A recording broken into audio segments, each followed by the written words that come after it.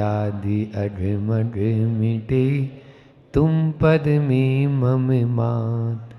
चरण शरण है आपके, तारण तरण जिहाज। भवदधि तट तक ले चलो, करुणा कर जिन राज। बोलिए मंडी बामर के अति सरकारी बड़े बाबा आदिम तीर्थंकर आदिनाथ भगवान की, मूनलाइट 1008 श्री चंदा प्रभु भगवान की, परम उपकारी संत शिरोमणि आचार्य गुरुवर विद्यासागर जी महामुनि राज की, परम पूज्य मुनि श्री 108 दुर्लभ सागर जी महाराज की, पूज्य मुनि श्री 108 निरंजन सागर जी महाराज की। पर में दुख है, आत्मा में ही सुख है। आत्मा एव आत्मा सुखम, कल ये कारिका थी। एव शब्द लगाया मतलब ही का मतलब है कि आत्मा में ही सुख है और कहीं सुख नहीं है। इसलिए जो महात्मा लोग होते हैं वे उसी आत्म तत्व को प्राप्त करने के लिए उद्यम करते हैं, और हम लोग क्या कर रहे हैं? उद्यम कर रहे हैं। तो उद्यम नहीं करना है, उद्यम करना है। उद्यम करेंगे तभी उस आत्म तत्व की ओर हमारी दृष्टि जा पाएगी। आचार्य भगवंत ने हाइकू भी कल हमने बताया था कि उद्यम नहीं, उद्यम करो, बनो दमी आदमी। बनो दमी आदमी। आदमी की परिभाषा बताते हुए हमने कहा था असमंतात दमी, यानी इंद्रियों और मन का जो दमन करे, चारों ओर से इंद्रियों और मन का जो दमन करे, उसको कंट्रोल में रखे, अपनी इच्छाओं को नियंत्रण में रखे, वो कहलाता है आदमी। आदमी की परिभाषा है ये, नहीं तो हम आदमी नहीं है। इसलिए अपन को अपनी इच्छाओं और मन को कंट्रोल में रखना बहुत जरूरी है, अन्यथा हम राक्षस का रूप धारण करते हुए देर नहीं लगती है। वही आदमी केवल आकृति से तो हम आदमी नजर आ रहे हैं, लेकिन भीतर से आदमी बच नहीं पा रहे हैं। क्यों नहीं बच पा रहे? उसी ओर सब चले जा रहे हैं। इसलिए आदमी होना भी जरूरी है। दम जैसे धनी दम जो है ना, दमी, बनो आदमी। आदमी दमी है ना, तो दमी कैसे? जैसे धनी होता है तो धन वाला होता है तो धनी कहलाता है, रूप वाला होता है तो रूपी कहलाता है। ऐसे ही दमी मतलब उसमें उसको ऊपर नियंत्रण करने वाला, तभी। लेकिन हम अपने विकारों पर नियंत्रण नहीं करते, इसलिए कहते हैं दम निकल गई। दम निकल गई मतलब हमारे अंदर से वो दम ही चला गया है। जो दम हमारे भीतर में होना चाहिए था वो बचा ही नहीं। हमने कहाँ कर दिया? वो कर दिया विषय वासनाओं में, विकारों में। इसलिए दम निकले नहीं, दम को अपने भीतर में रोकेंगे। और जो अपनी ऊर्जा को भीतर में संग्रहित करके रखता है वही ऊपर की ओर बढ़ता है, वही ऊर्ध्वरेता हो पाता है, नहीं तो ऊर्ध्वरेता नहीं बनेंगे। तो इसलिए पानी तो बह ही रहा है, हमारी ऊर्जा तो हमारे भीतर में है, लेकिन उसको हम वेस्टेज कर रहे हैं। जब उसी नदी पर बांध बना दिया जाता है तो अभी भी पानी बह रहा है, लेकिन अब वो ऊपर की ओर बह रहा है। ऐसे ही हम अपनी ऊर्जा को संग्रहित कर लेंगे तो वो ऊपर की ओर होगी। उसी को बोलते हैं ऊर्ध्व रेता। ऊर्ध्व रेता हमको बनना है। ये कल की कारिका का अपन ने निचोड़ देखा। आज जो है, जब अध्यात्मनिष्ठ योगी साधक जो होता है वो आगे चलता है तो दुख के जो कारण हैं, दुख के जो कारण हैं उन्हीं का हम स्वागत करते रहते हैं, उन्हीं का अभिनंदन करते रहते हैं, उन्हीं को कहते आओ भगत करते रहते हैं, उनकी चाकरी करते रहते हैं। ये आचार्य पूज्य पाठ इस 46वीं कारिका में यहाँ पर स्वयं कह रहे हैं। अविद्वान पुद्गल द्रव्यम यो विनंदति तस्य तत् न जातु जंतो सामीप्यम चतुर्गतिषु मुंचति।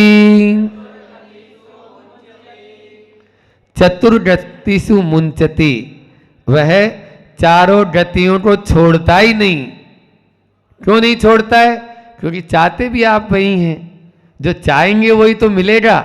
जो साधु बनना चाहेगा उसको साधु का मार्ग मिलेगा, और जो साधु बनना नहीं स्वादु बनना चाहेगा तो स्वादु का ही मार्ग मिलेगा, उसको स्वादु का ही मार्ग मिलेगा। तो इसलिए ज्यादा अंतर नहीं है। हम संसार में परिभ्रमण क्यों कर रहे हैं? आपके घर में कोई मेहमान आए और उसकी खूब खातिरदारी करो तो जाएगा, कुछ नहीं जाएंगे। बार बार बंबई से बामोर आ जाएंगे। बोलो, होता है कि नहीं होता है? ये होता है। इसलिए होता है क्योंकि हम उसी की अभिनंदती लगे हुए हैं। तो आचार्य भगवान पूज्यपाद यहां कह रहे हैं अविद्वान, देखो आचार्यों की शैली भी देखो, विद्वान नहीं है उसको अविद्वान कहा।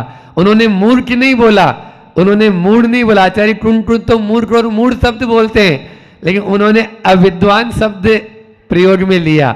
अविद्वान का मतलब वो विद्वान नहीं है। कौन नहीं है? जो पुद्गल की ओर देख रहा है, पुद्गल द्रव्य में जिसका ध्यान है। अविद्वान पुद्गल द्रव्यम, वो पुद्गल द्रव्य को ही देख रहा है। वो केवल इस शरीर पर और शरीर के आश्रित सारा ये जो संसार है उसी को देखने में लगा है। इसलिए अंधे से अंधा कहो तो अच्छा नहीं लगता है, धीरे से उसको यानी अपन कहें नहीं इनके ये आंख वाले नहीं हैं तो उसको भी बुरा नहीं लगेगा।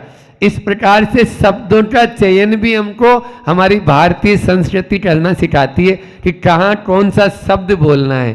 तो अविद्वान पुद्गल द्रव्यम यो भी नंदति तस्य तत्, यह यो यानी जो अभिनंदन करता है उसका, किसका? पुद्गलों का, पुद्गल का, है ना, जड़ का। चेतन का स्वागत नहीं कर रहा वो स्वागत करना किसका? अभी स्वागत चल रहा था ना, तो जड़ का स्वागत कर रहे हैं। वो न जातु जंतु, ऐसा जीव, जंतु यानी देखो आचार्य पूज्य बात कह रहे हैं ऐसे जीव न जातु प्राप्त नहीं होते हैं, सामीप्यम अपनी आत्मा का सामीप्य प्राप्त नहीं करते, और चतुर्गतिषु मुंचति, चतुर्गति में ही वह कभी उसको छोड़ ही नहीं पाता। न मुंचति यानी उसको उसी में ही भ्रमण करने में आनंद वह मानता रहता है। इसलिए हमें ज्यादा जो है ना आव भगत नहीं करो। आप ज्यादा शरीर की ओर देखेंगे, बार बार इसी की ही सार संभाल करेंगे तो यही तो मिलेगा ना आपको। आपका अगले पर्याय में भी क्या मिलेगा? क्योंकि आप हमेशा इसी पे ही तो ध्यान दे रहे हो। तो भैया दे रहे हैं तो भगवान भी क्या करेगा? आप जो मांगेंगे वही तो देगा। आप जो चीज चाहते हैं भगवान से वही तो आपको मिलेगी। इसी को बोलते हैं लॉ ऑफ अट्रैक्शन, आकर्षण का सिद्धांत। व्हाट डू यू वांट, आप क्या चाहते हैं? यही तो चाहते हैं ना। जो चाह रहे तो वो हमने आपको दे दिया। भगवान भी ये कहेंगे आपने शरीर मांगा था, फिर वापस से आपको हम शरीर दे देंगे। आपने ये तो बोला नहीं था इस शरीर को छोड़ना है हमको। ऐसा भाव करेंगे तो उस पर्याय में देगा जिस पर्याय में आपको मुनि महाराज बन सके, ऐसी पर्याय में आप जाएंगे। तो जो आप चाहते हैं वही आपको ध्यान में या उसी के स्वागत में अपन लगे हैं। इसलिए आप, एक बार क्या हुआ, एक के यहाँ एक मित्र आया और 1 दिन हो गया, 2 दिन हो गया, 3 दिन हो गया। अब पहले तो ऐसा होता था कि चाहे जवाई राजा भी हैं तो 1 दिन पावना और दूसरे दिन पई और तीसरे दिन यदि वो अटक गया वहीं पे रह गया तो गई उसकी। तो भैया उठा भैया हल और चल। तो अब एक मित्र था पहुंच गया दिल्ली, अब वो जो है जाने का नाम ही नहीं रहा है। तो शरद ने बोला रामू, बोले क्या? बोले सामान बांधो। बोले क्यों? मित्र बोलता है क्या बात हो गई? तो बोले मकान पे तो आपका कब्जा हो ही चुका है, सोचा सामान ही बाहर कर लूं। ये स्थिति है। तो इसलिए हमारा जहां स्वागत अभिनंदन हम करते रहेंगे वही चीज मिलेगी। इसलिए किसका स्वागत करना है? आत्मा का स्वागत करो, आत्मा का अभिनंदन करो, आत्मा की आव भगत करो। उस बगीचे को देखेंगे तो बहुत अच्छे अच्छे फल मिलेंगे। और वो हाँ वो तो इसलिए वो तो बामोरा छोड़ेंगे थोड़ी तो इसलिए बिल्कुल एयर कंडीशनर जो है पूरा कर दिया है, तो अब कंडीशन तो फेयर होगी इसलिए कोई चिंता वाली बात नहीं है। होता क्या है, संसार की यही दशा है, यही दशा संसार की चल रही है, इस संसार की दशा से इसलिए हमें ज्ञानी बनना है, ज्ञान का उपयोग करना है। जब हम ज्ञान का उपयोग करेंगे अपना, तो निश्चित रूप से उस आत्मा की ओर दृष्टि रखेंगे, अन्य दृष्टि हमारी अन्य की ओर दृष्टि जाएगी नहीं, क्योंकि ये सब जड़ है, ये सब नाशवान है, ये सब नश्वर है। हमें उस अविनश्वर को प्राप्त करना है जो कभी मिटता नहीं है, और सच्चा सुख तो वही है, सच्चा सुख वही है। इसलिए ये जो सुख अपन को नजर आ रहा है ये सुखाभास है, सुख नहीं है। एक बैंक में अकाउंट खुलवा रहे हैं ये लोग, तो बैंक में जो है, आज वो उदाहरण भी हमने याद किया कि बैंक में 10 लाख का बैलेंस पहले से है और 1 लाख उसमें हर महीने और डालते जा रहे हो और 5-5 हजार रुपए निकाल रहे हो, तो कभी वो अकाउंट क्लियर होगा? बोलो, 3 काल में क्लियर नहीं होगा वो, कभी भी वो तो बैलेंस बढ़ता ही चला जाएगा। इसलिए अगर उस बैलेंस को समाप्त करना है तो आपको जड़ से उसको समाप्त करना होगा, मूल को पकड़ना होगा। मूल हमारा क्या है, इसलिए उसको यदि हम दूर कर देंगे तो निश्चित रूप से वह दूर हो सकता है। तभी हो सकता है जब इस शरीर पर हम ध्यान न दें, है ना। कुछ लोग बोलते हैं ना, वो गाड़ी सुबह सुबह आती है कचरा उठाने वाली, तो क्या करे भैया, तो गाड़ी वाला आया। समझ में आ रहा है क्या? समझ में आ रहा है? तन मिला, आचार्य भगवान यही बोल रहे हैं।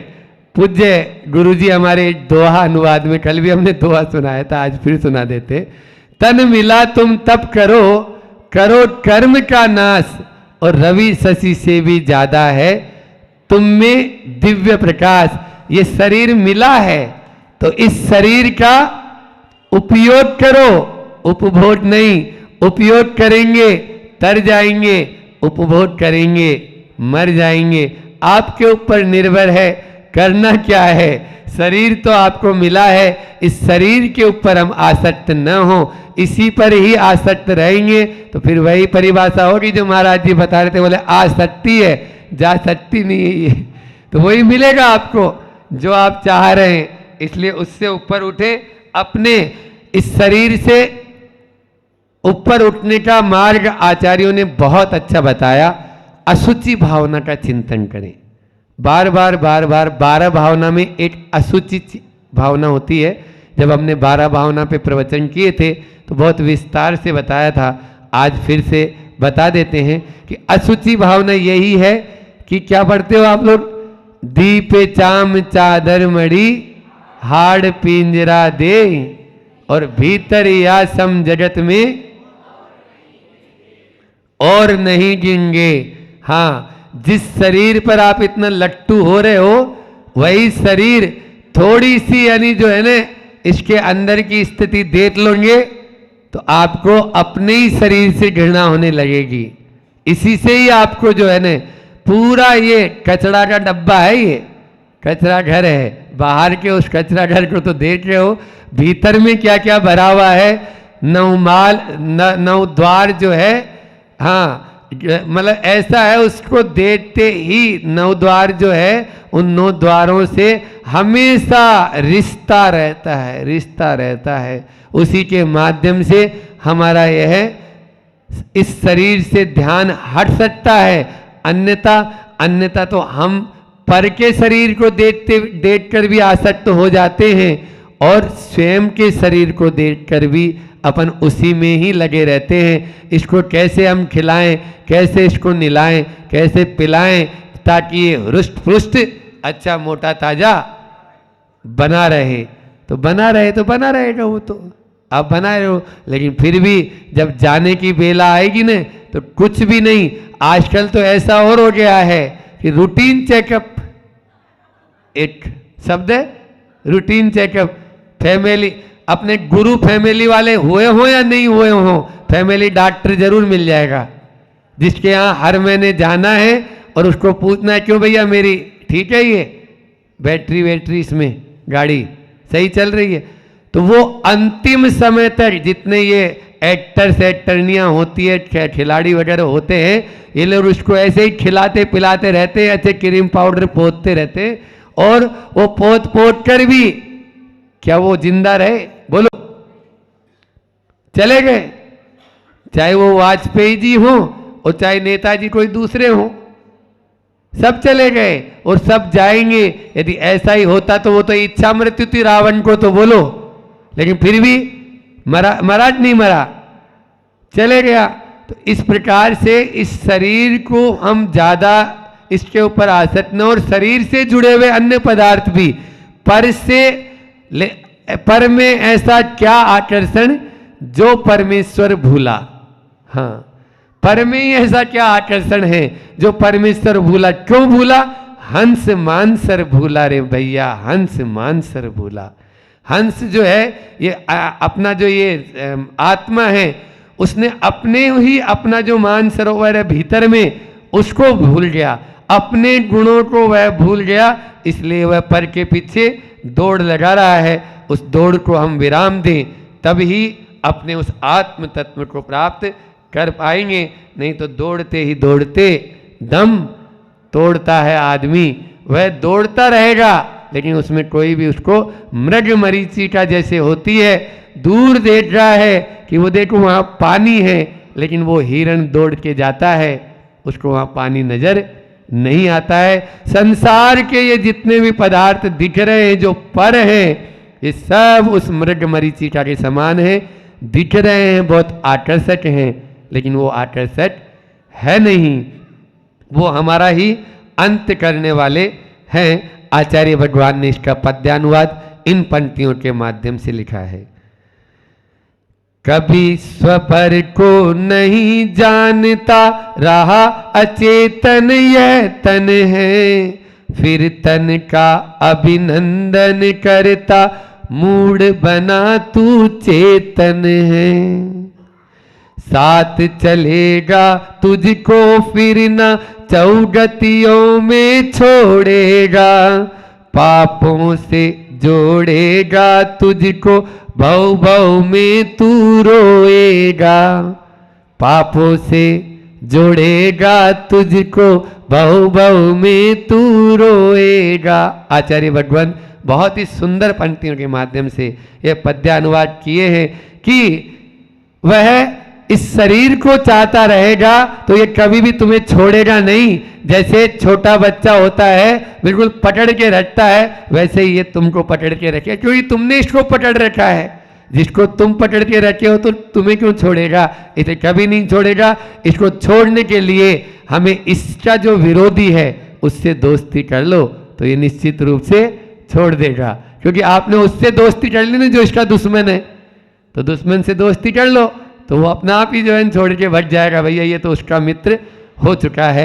इतना ही रखते हैं, समय हो चुका है अपना। तो हम सब इस शरीर से ऊपर उठकर उस आत्म तत्व का चिंतन करें। इसी भावना के साथ में बोले अहिंसा परमो धर्म की। आचार्य गुरुवर विद्यासागर जी महामुनिराज की। कि आप उसमें तन और मन दोनों लगाकर उसकी साफ सफाई कर रहे हो, उसको व्यवस्थित कर रहे हो, वो भी जिनवाणी दान है। आप वो करें, जितना हो सकता है उतना करें। आप अपने घर की सफाई करते हैं कि नहीं? करते हो ना? तो यहाँ भी आपको कैसी, देखो कैसी पड़ी है जिनवाणी माँ, बड़ी स्थिति खराब हैगी। अरे वह भी व्यवस्थित करना चाहिए। आप अपनी दुकान में माल व्यवस्थित करते हो कि नहीं? ये माल अलग, ये माल अलग, ये माल अलग। तो यहाँ भी करो ना भैया। ये प्रथमानियोग के शास्त्र, ये चरणानियोग के शास्त्र, ये करणानियोग के शास्त्र, द्रव्यानियोग के शास्त्र। साल में एक बार क्यों, रोज देख रेख करना चाहिए कि हाँ ये जिनवाणी में यहाँ अपने को ये व्यवस्थित करना है, इस प्रकार व्यवस्थित करना है। तो ये बहुत बड़ा पुण्य का काम है। इससे पता है क्या होगा? आपके ज्ञानावरणिक कर्म का क्षयोपशम होगा। अगर आप चाहते हो कि हाँ हमें अच्छा क्षयोपशम चाहिए, हमें अच्छी बुद्धि चाहिए, जिससे हम एक बार पढ़ें और सब याद हो जाए, कुछ मत करो, प्रतिदिन इतना सा नियम ले लो कि जो मंदिर की जिनवाणी है उनको मैं एक बार निगाह मारूंगा, व्यवस्थित साफ करूंगा और व्यवस्थित जमा दूंगा। इतना करके देखो आप, आपकी बुद्धि, मैं कह रहा हूँ कैसे नहीं बढ़ती, बढ़ जाएगी। जिनवाणी माँ की सेवा करने से सब कुछ बढ़ने लगेगा। देखो कैसी फैल रही है जिनवाणी, आप ही देख लो आपके यहाँ की हालत क्या हो रही है। बिल्कुल उपेक्षित है माँ जिनवाणी। अब जब माँ जिनवाणी उपेक्षित है तो आपका क्षेपसम कैसे बढ़ेगा? अपना क्षेपसम बढ़ाना चाहते हो तो माँ जिनवाणी की विनय करो और उसकी देखरेख करो, उसको व्यवस्थित करो, उस पर कवर चढ़ाओ और यहाँ तक कि जो अंदर की जो है वो करो, कट अगर फट गई है तो उसको व्यवस्थित सुधार करो। ये करोगे तो आपका क्षेपसम बढ़ेगा और इस जिनवाणी के प्रति आपकी विनय रहेगी और इस विनय के माध्यम से ही आपका क्षेपसम भी बढ़ेगा, आपका कल्याण भी होना है। और दान तो है ही, क्योंकि सिद्धांत लेखनम ये आया है तो अपन जिनवाणी माँ की देख रेख भी दान के रूप में ही इसको स्वीकार करना। फिर उसके बाद आती है बारी सिद्धांत लेखन के बाद चतुर्विध संघ भक्ति। सातवां जो है चतुर्विध, मतलब जो मुनि हैं, आर्यिका हैं, साधु हैं या ये मुनि यति अनगार हैं, इनकी जितनी भक्ति कर सकते हो करो, इनकी जितनी सेवा कर सकते हो करो, इनको जितना आप आहार दान दे सकते हो दो। लगे कि हाँ कि इनकी हमें यहाँ कमी दिख रही है, वो कमी करना, वो अपने आप में वैयावृत्ति है, वो आपका पुण्य इकट्ठा करा सीधा स्पीवर आपका दान है। अगर आप साधुओं के प्रति आस्था के साथ, हमने कहा ना बड़ी आपको पुण्य योग से मिले हैं और योग से देखो वहाँ से भी कोई अभी निर्देशन नहीं आ रहा है और उसके बावजूद भी बोले अभी आप पूरी आर्यिकाएँ आ जाए, खबर करी तो आई खबर वहाँ से, बोले अभी पूरी आर्यिकाओं को बुला रहे हैं, बड़े बड़े संघों को बुला रहे हैं, छोटों को बाद में। मैंने ठीक है भैया, अब हम क्या करें, मंडी मामोरा वालों का पुण्य ज़्यादा है।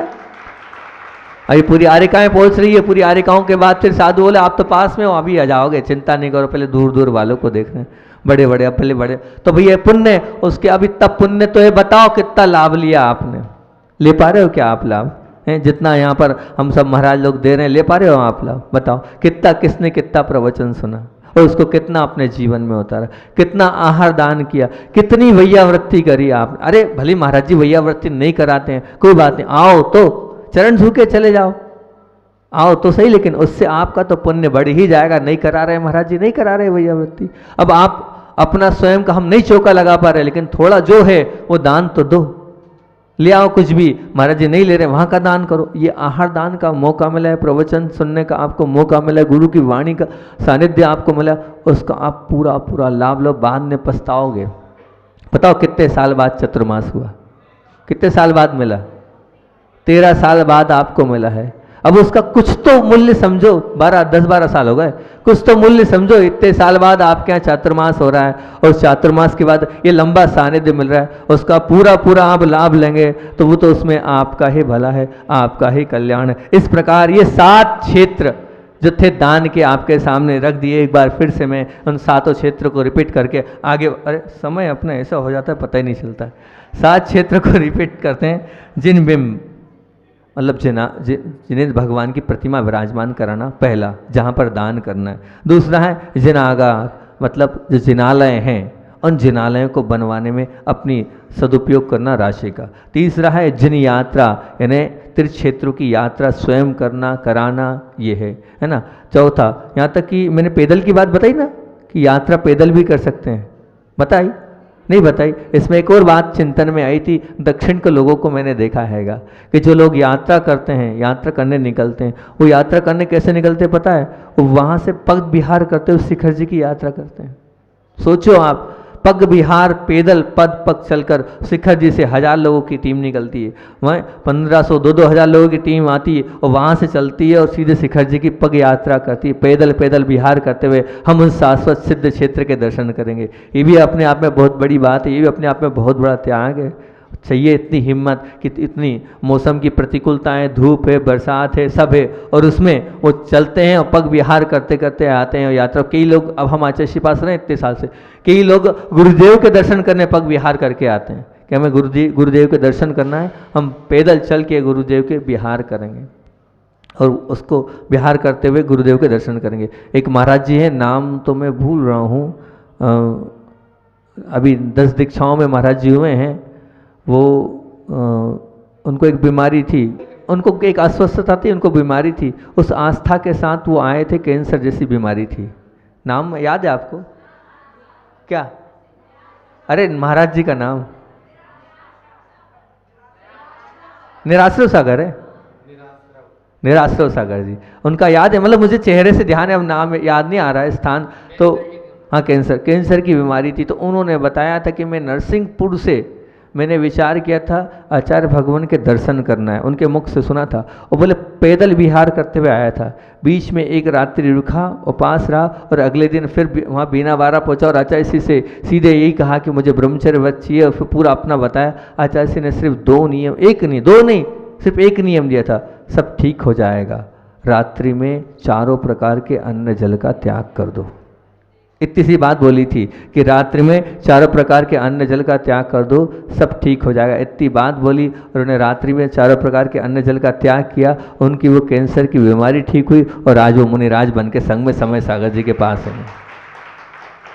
पग विहार करके आए थे, और बोले एक एक कदम रखता था और एक ही बात बोलता था, बस अब मुझे सल्लेखना करना है, आचार्य जी के चरणों में भक्ति करना है, और व्रत लेना है, और मेरा कल्याण करना है। पग विहार करते करते इतनी विशुद्धि बढ़ी कि वो पूरी बीमारी ही समाप्त हो गई। पग विहार का ये अपने आप में एक वो है।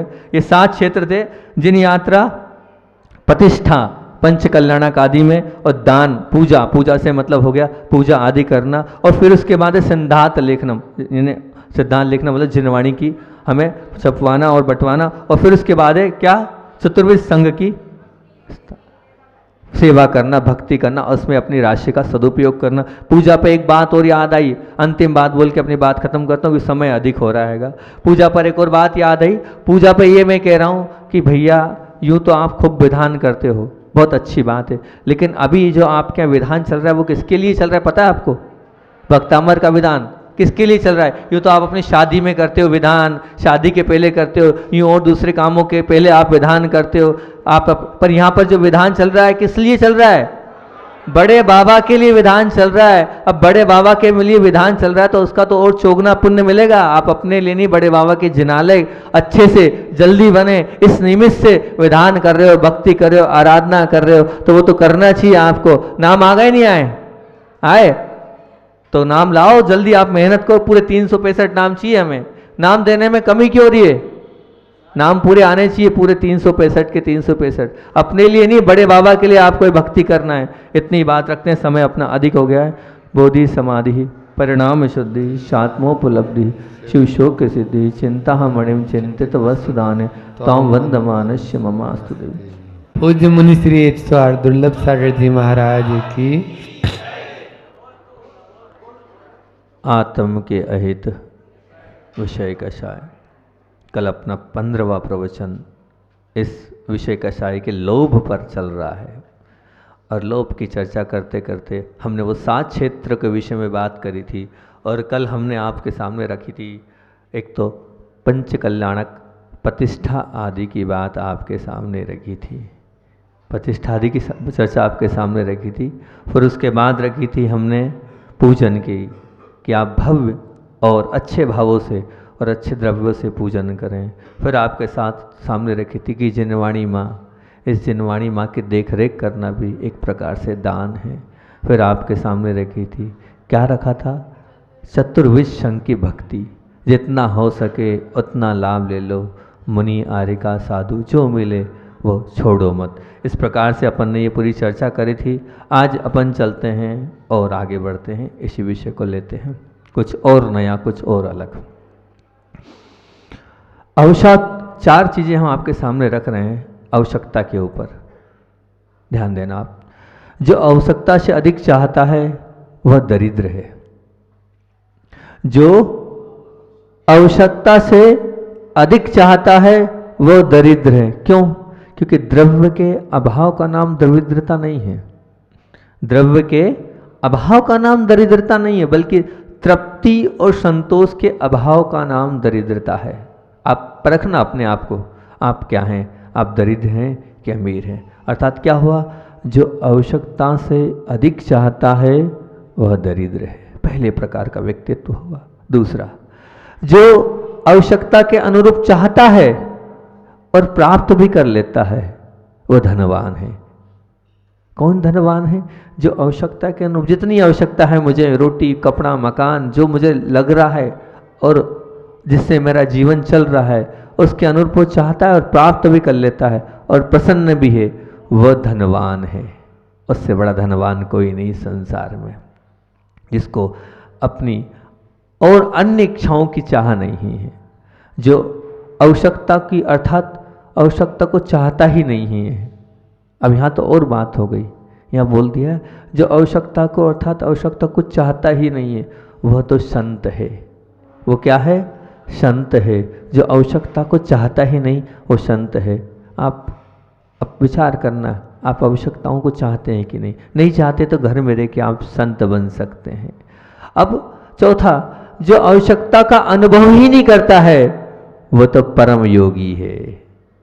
जो आवश्यकता का अनुभव ही नहीं करता, वहाँ तो चाहने की बात थी, नहीं चाह रहा है, क्यों है तो इच्छा पर चाह नहीं रहा है, पर वो आवश्यकता का जो अनुभव ही नहीं करता है वो तो कौन है? वो तो परम योगी है, वो तो परमात्मा स्वरूप है। आप भी परम योगी बन सकते हो। कैसे? आप आवश्यकता का अनुभव अपने जीवन में नहीं करोगे तो आप भी परम योगी बन सकते हो। पूरी की पूरी बात चल रही है लोभ पर। लोभ अर्थात धन संपदा, यही लोभ है। लोभ की भूमिका धन से और पैसे से प्रारंभ होती है। आज के मानव ने पैसे को सब कुछ मान लिया। मतलब क्या क्या मान लिया उसने? सब कुछ मान लिया है। लेकिन मेरा मानना है पैसा सब कुछ नहीं है, कुछ तो है।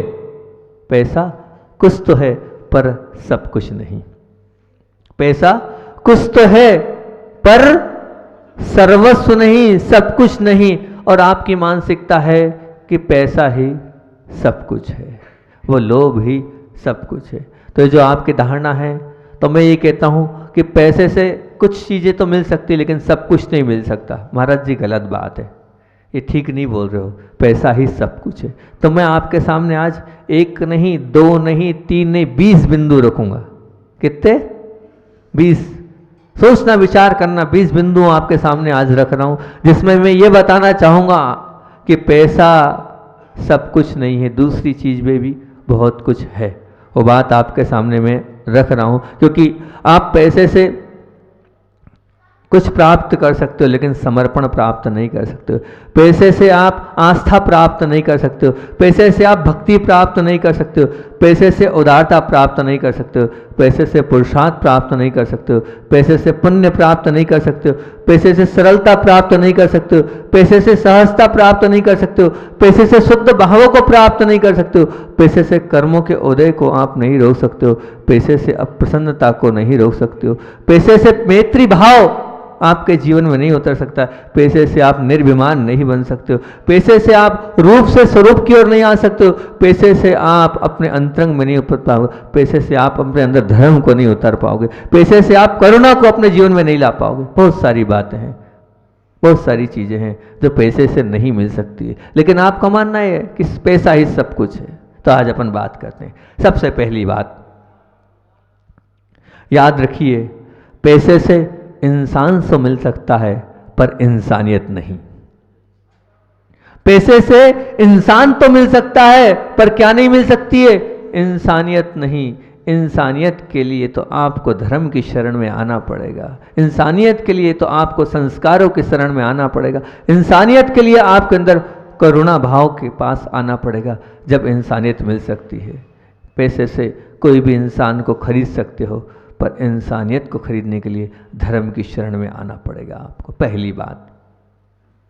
दूसरी बात, अपने प्रारंभ कितने बजे किया था?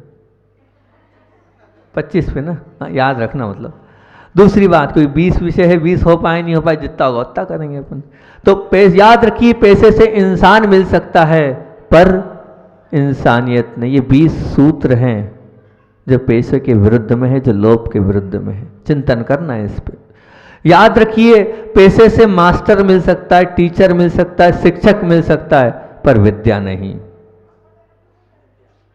पैसे से आप बड़े से बड़े मास्टर से पढ़ने चले जाना, शिक्षक से पढ़ने चले जाना, बड़ी से बड़ी कोचिंग पढ़ लेना, लाखों का पैकेज होगा उसके कोचिंग में।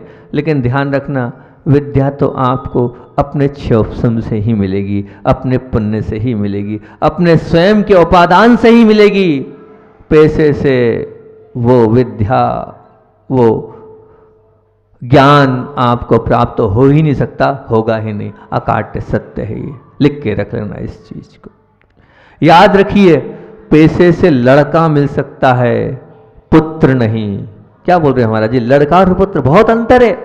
आप पैसा दे दो लड़के को, लेकिन लड़का जो है वो पैसे से नहीं, वो तो आपके प्रेम से, वो तो आपके वात्सल्य से, वो तो आपके स्नेह से, वो तो आपके व्यवहार से आपके अनुरूप चलेगा। वो लड़का जरूर बन जाएगा पर पुत्र नहीं बनेगा। पुत्र के लिए तो आपको अपना समय देना पड़ेगा, आपको अपना स्वयं का बलिदान करना पड़ेगा और संस्कारों से उसको अभिभूत करना पड़ेगा, जब जाके वो पुत्र बनेगा। आप पैसों से लड़का जरूर बना सकते हो पर सुपुत्र नहीं बना सकते। कुपुत्र बन जाएगा पैसों के माध्यम से। इसलिए पैसे से लड़का बन सकता है लेकिन पुत्र नहीं। सब बातों पर विचार करना, बड़ी चिंतन के साथ लिखा गया है विषय, ऐसा नहीं है। फिर चौथी बात याद रखना, पैसे से पुस्तक मिल सकती है पर बुद्धि नहीं। पैसे से पुस्तक मिल सकती है पर बुद्धि नहीं। बहुत बड़ी कीमत वाली पुस्तक है, बहुत मोटी पुस्तक है, और पुस्तक आप खरीद भी सकते हैं क्योंकि आपके पास पैसा है, लेकिन समझने के लिए क्या चाहिए? बुद्धि चाहिए। और बुद्धि पैसे से मिल सकती है क्या? खरीद लो, मामोरा वालों बहुत पैसा है तुम्हारे पास, खरीद लो, देखता हूं क्या बुद्धि खरीदी जा सकती है? 3 काल में आप बुद्धि को पैसे से नहीं खरीद सकते। वो बुद्धि से आप तुलना कर लेना तो भी वो खरीदी नहीं जा सकती है। वो तो आपके पूर्व ज्ञानावरणी कर्म के क्षोभसम से ही आपको मिलेगी। वो ज्ञानावरणी कर्म का क्षोभसम कब होगा? जब आप ये जिनवाणी माँ का दान करेंगे, जब आप वो जिनवाणी माँ का अध्ययन करेंगे, तब कहीं जाके जब आप जिनवाणी माँ की विनय करेंगे और जब खूब ज्ञान बांटेंगे, खुले मन से बांटेंगे, किसी प्रकार का कोई भी दोष नहीं लगाएंगे, जब आपका क्षोभसम बढ़ेगा, पैसे से नहीं। इसलिए याद रखना, पैसे से पुस्तक मिल सकती है पर पैसे से बुद्धि नहीं मिल सकती। 4 बातें हुई। 5वीं बात याद रखना, पैसे से नौकर मिल सकता है पर सेवक नहीं।